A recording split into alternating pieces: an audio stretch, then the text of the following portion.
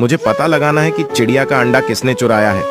जल्दी बताओ, क्या तुमने चिड़िया का अंडा चुराया है? अंकल, मैंने नहीं चुराया है। आप चाहे तो देख सकते हैं। ठीक है, मैं अभी देखता हूँ। अरे, इसमें तो बहुत सारी चॉकलेट है। तुम सही कह रहे थे, इसमें चिड़िया का बच्चा नहीं है। अब तुम्हारी बारी। क्या तुमने चिड़िया का अंडा चुराया है? अरे अंकल, मैंने भी चिड़िया का अंडा नहीं चुराया है। आप चाहे तो देख सकते हैं। ठीक है, मैं अभी देखता हूँ। अरे, इसमें तो खिलौना है। तुम सही कह रहे थे, इसमें चिड़िया का बच्चा नहीं है। अब तुम्हारी बारी। लेकिन उसे देखने से पहले आप लोग बताओ, आपको पैसा चाहिए या मम्मी का प्यार? मम्मी को प्यार करने वाले वीडियो को लाइक करके चैनल को सब्सक्राइब कर लें और कमेंट में आई लव मम्मी लिख दें। जल्दी बताओ, क्या तुमने चिड़िया का अंडा चुराया है? नहीं तो मैं तुम्हें जेल में डाल दूंगा। अरे अंकल, हाँ, मैंने ही चिड़िया का अंडा चुरा लिया था। वह मुझे रास्ते में मिल गया था।